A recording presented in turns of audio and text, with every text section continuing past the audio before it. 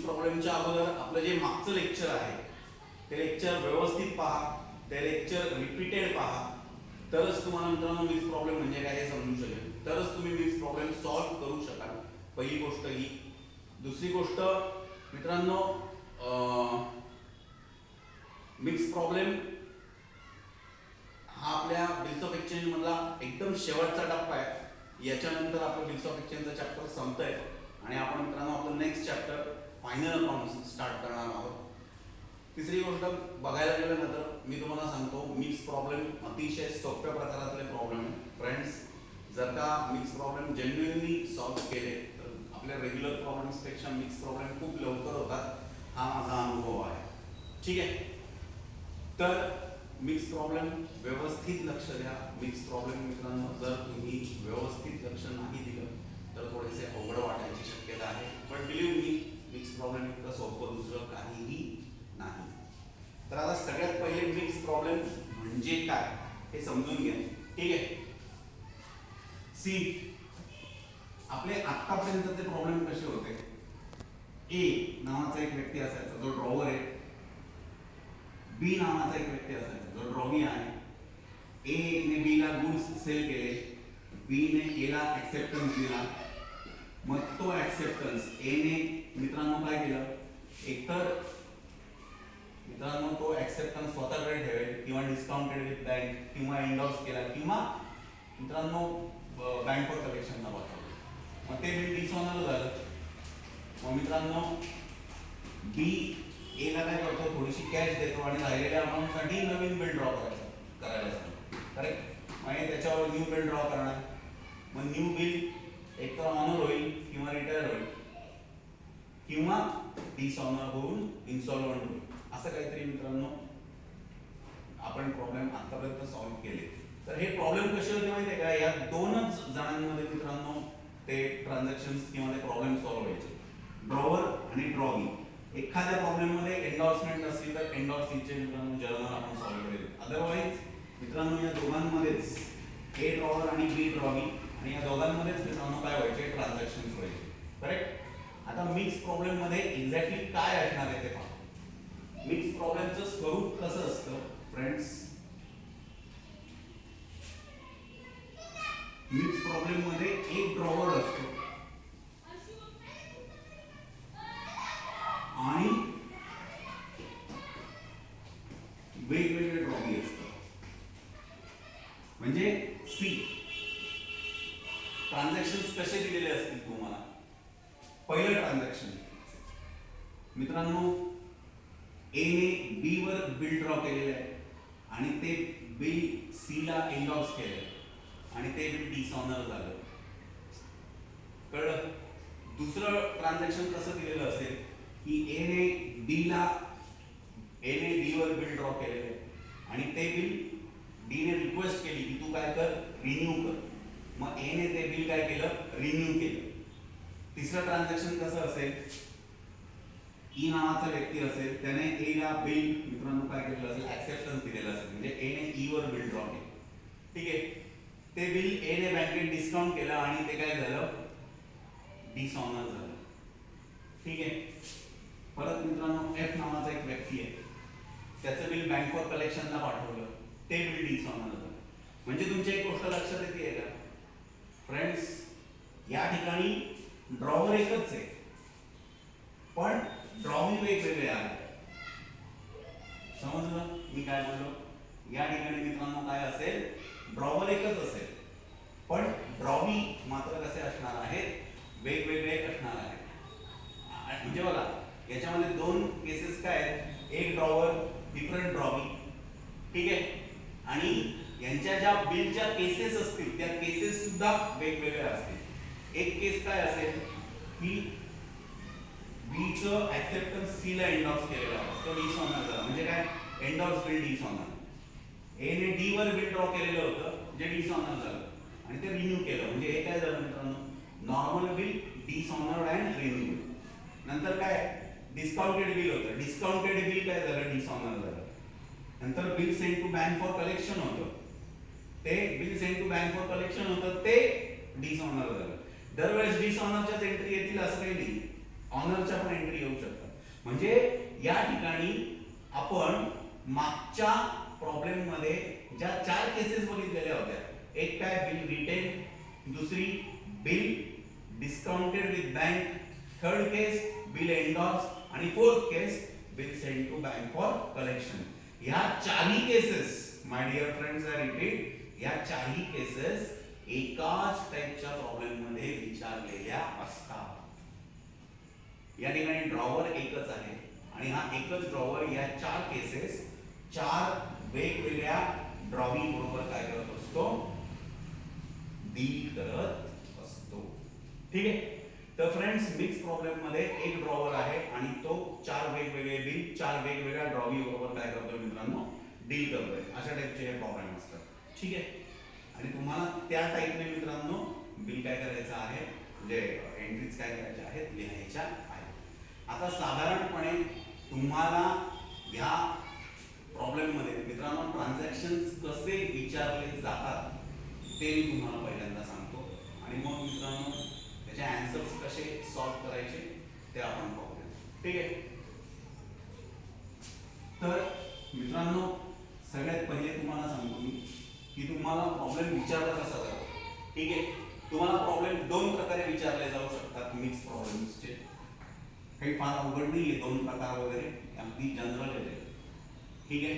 Mix problem पहिल्या पद्धतीने तुम्हाला प्रॉब्लेम कसा विचारला जाईल, ए तुम्हाला काहीतरी ट्रान्झॅक्शन दिलं जाईल, ते ट्रान्झॅक्शन झालं की बी परत तुम्हाला काहीतरी दुसरं ट्रान्झॅक्शन दिलं जाईल, मग सी तिसरा ट्रान्झॅक्शन दिलं जाईल, डी चौथा ट्रान्झॅक्शन दिलं जाईल, ई पाचवा ट्रान्झॅक्शन दिलं जाईल. किंवा दुसऱ्या प्रकारे मित्रांनो तुम्हाला प्रॉब्लेम कसे विचारले जातात, एक पहिलं ट्रान्झॅक्शन, 2 दुसरा ट्रान्झॅक्शन, 3 तिसरा ट्रान्झॅक्शन, 4 5. म्हणजे तुम्हाला एक ए बी सी डी असे रँकिंग करून मित्रांनो ट्रान्झॅक्शन दिलेले असतील किंवा तुम्हाला 1 2 3 4 असे करून मित्रांनो ट्रान्झॅक्शन दिलेले असतील. या ठिकाणी मित्रांनो तुम्हाला आन्सर लिहिण्याची जी पद्धत आहे ती वेगळी आहे. ठीक आहे. या ठिकाणी आपण डेट मध्ये मित्रांनो लिहित नाही. लिहिताना मित्रांनो तुम्हाला आन्सर्स कसे लिहावे लागतील, जर डेट असेल तर डेट लिहून आणि डेट नसेल तर मित्रांनो तुम्हाला ए 1 2 बी 1 2 असे आन्सर्स लिहावे लागतील. आयदर जर मित्रांनो तुम्हाला नंबरिंग वाईज जर का मित्रांनो प्रॉब्लेम विचारला असेल तर फर्स्ट लिहून ए बी, सेकंड लिहून ए बी अशा टाइपने मित्रांनो आन्सर्स लिहावे लागतील. आता या ठिकाणी ट्रान्झॅक्शन्स कसे विचारले जाऊ शकतात ते पहा. याआधी तुम्हाला एक गोष्ट लक्षात आलेली असेल की मिक्स प्रॉब्लेम ओळखायचे कसे, हा पण फार मोठा प्रश्न असतो काही काही जणांचा. त्याच्यामुळे मित्रांनो या गोष्टी सांगाव्या लागतात. ओके. तर आता मिक्स प्रॉब्लेम कसे विचारले जातील ते बघा आणि ते सॉल्व्ह कसे करायचे ते आपण मित्रांनो त्या प्रॉब्लेमच्या वेळेस पाहूया. ठीक आहे. तर मी बेसिक एंट्रीज ऑलरेडी शिकलेलो आहे आपण, तरी मी बेसिक एंट्रीज तुम्हाला सांगून देतो. मित्रांनो तुमचं पहिलं ट्रान्झॅक्शन जे असेल ते पहिलं ट्रान्झॅक्शन कसं असेल, ठीक आहे, ते आपण पाहूयात. पहिलं ट्रान्झॅक्शन असेल मित्रांनो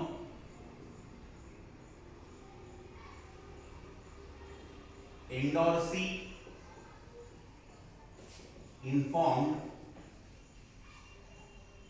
मित्रांनो बघा, समजा तुम्हाला प्रॉब्लेम असा दिलेला आहे, generalized the transactions in the books of mister A. Problem काय दिलेला आहे तुम्हाला, generalized the transactions in the books of mister A. तर आपण कोणीतरी मिस्टर ए आहे असं समजू आणि तो ड्रॉवर आहे. मिस्टर ए कोण आहे, ड्रॉवर आहे. तर ते पहिल्या टाइपचं ट्रान्झॅक्शन येतं, ते कसं येतं, endorsee informed a that Robbie's acceptance endorse to endorsee is dishonor and noting charges amounted rupees dash dash dash. मित्रांनो हे एक फिक्स ट्रान्झॅक्शन आहे. जर मिक्स प्रॉब्लेम आला तर मिक्स प्रॉब्लेम मध्ये मित्रांनो तुम्हाला हेच ट्रान्झॅक्शन येणार पहिले, हे लक्षात ठेवून चालू तुम्ही. ठीक आहे. याच्यामध्ये काय आहे, एंडॉर्सी म्हणजे कोण, ज्याला तुम्ही बिल एंडॉर्स करता. ड्रॉवरने कोणाच्या तरी नावाने बिल काय केलेलं असतं, ट्रान्सफर केलेलं असतं. म्हणजे हा ए आहे, हा एंडॉर्सी आहे आणि हा ड्रॉबी आहे. करेक्ट. मग आता एंडॉर्सी इन्फॉर्म्ड ए, एंडॉर्सीने ए ला इन्फॉर्म केलं काय, दॅट ड्रॉबी इज एक्सेप्टन्स. आता सिच्युएशन कशी असते, ड्रॉबी ड्रॉवरला पैसे देणार आणि ड्रॉवर एंडॉर्सीला, बरोबर, हा सिक्वेन्स असतो. तर आता या ठिकाणी एंडॉर्स केलं याचा अर्थ काय, ड्रॉबीने डायरेक्ट एंडॉर्सीला पैसे द्यायचे असतात. पण ड्रॉबीने एंडॉर्सीला पैसे दिलेच नाही. कसं काय बघा, एंडॉर्सी इन्फॉर्म्ड ए, एंडॉर्सीने ए ला म्हणजे ड्रॉवरला इन्फॉर्म केलं दॅट ड्रॉबीज एक्सेप्टन्स एंडॉर्स टू एंडॉर्सी. ड्रॉबीचा एक्सेप्टन्स जो एंडॉर्सीला काय केलेला होता, एंडॉर्स केलेला होता, इज डिसऑनर्ड. तो काय झालेला आहे, डिसऑनर्ड झालेला आहे. And noting charges amounted rupees, जे काय असतील समजा 100 घेऊ, 100 रुपये नोटिंग चार्जेस पे केले. आता या ठिकाणी मित्रांनो काय असेल, तुम्हाला प्रॉब्लेम मध्ये फक्त ड्रॉबी आणि एंडॉर्सी यांच्या ठिकाणी नावं बदललेली असतील, बाकी ट्रान्झॅक्शन हे सेम असंच राहणार आहे. आता इथे आपल्याला ड्रॉवर म्हणजे एच्या बुकमध्ये एंट्री करायची. म्हणजे थोडक्यात तुम्हाला मित्रांनो कशी एंट्री करायची, तुम्हाला एंडॉर्स बिल डिसऑनर झाल्याची एंट्री करायची. एंडॉर्सी ड्रॉबीला सांगतोय, एंडॉर्सी ड्रॉवरला सांगतोय की बिल काय झालेलं आहे, डिसऑनर झालेलं आहे. म्हणजे आता या ठिकाणी ए काय एंट्री करेल, ड्रॉबीकडनं घ्यायचे, आठवतं ना, डिसऑनर, एंडॉर्स बिल डिसऑनरची एंट्री करतोय. नॉर्मल बिल डिसऑनरची एंट्री काय करतो आपण, drawee account debit to bills receivable. Correct. आता इथे टू बिल्स रिसिवेबल न लिहिता ते बिल्स रिसिवेबल कोणाकडे आहे, एंडॉर्सी ना, मग तीच एंट्री करायची, drawee account debit to endorsee account. Correct. आपली पहिली एंट्री हीच असणार आहे, drawee account debit to endorsee, जी काय आपली बिलाची अमाऊंट असेल. आणि नंतर आपली पुढची एंट्री काय येईल, noting charges amounted rupees 100. Noting charges कोणी पेड केलेले असतील, एंडॉर्सीने, तो कोणाकडनं वसूल करणार, ड्रॉवरकडनं, ड्रॉवर कोणाकडनं वसूल करणार, ड्रॉबीकडनं. म्हणजे परत ड्रॉवर तीच एंट्री करणार, कोणती, ड्रॉबीकडनं घ्यायचे, ड्रॉबी डेबिट, एंडॉर्सीला द्यायचे, एंडॉर्सी अकाउंट. म्हणजे दोन्ही केसमध्ये आपली एंट्री काय येते, ड्रॉबी अकाउंट डेबिट टू एंडॉर्सी. पहिली बिल अमाऊंट येईल, दुसरी मित्रांनो आपली नोटिंग चार्जेसची अमाऊंट येईल. हे तुमचं पहिलं ट्रान्झॅक्शन असणार आहे आणि ह्या पहिल्या ट्रान्झॅक्शनच्या 2 एंट्रीज आहेत. ठीक आहे मित्रांनो, 2 एंट्रीज प्रॉपर लक्षात ठेवा. सिंपल भाषेत सांगायचं झालं तर ज्याचा ऍक्सेप्टन्स आहे त्याला डेबिट करायचं, म्हणजेच ड्रॉबीला डेबिट करायचं, आणि ज्याला एंडॉर्स केलेला आहे त्याला क्रेडिट करायचं. समजलं मी काय बोललो, ज्याचा ऍक्सेप्टन्स आहे त्याला डेबिट आणि ज्याला एंडॉर्स आहे त्याला credit. So drawee to endorse. मित्रांनो आपलं दुसरं जे ट्रान्झॅक्शन असणार आहे ते काय कसं असणार आहे बघा. कोणत्या तरी माणसाचं नाव असेल, ड्रॉबी रिक्वेस्टेड, मित्रांनो मिस्टर ए, ड्रॉबीने मिस्टर ए ला काय केली, रिक्वेस्ट केली to renew his acceptance, to renew his acceptance for rupees so and so. आपण समजा रुपीज 1000 घेऊ, to renew acceptance for rupees 1000 and he will pay cash rupees 400 and accept a bill with interest at 10% per annum for 3 months. ठीक आहे. आता या ठिकाणी मित्रांनो आपण जर का नंबरिंग करायचं ठरलं तर सिक्वेन्स प्रमाणे नंबरिंग कसं होईल आणि ट्रान्झॅक्शन्स आणि एंट्रीज कशा येतील ते पहा. ड्रॉबी रिक्वेस्टेड ए, ए ड्रॉवर आहे, ड्रॉबीच्या ठिकाणी कोणाचं तरी नाव असेल, ड्रॉबीने ए ला रिक्वेस्ट केली काय, टू रिन्यू हिज एक्सेप्टन्स.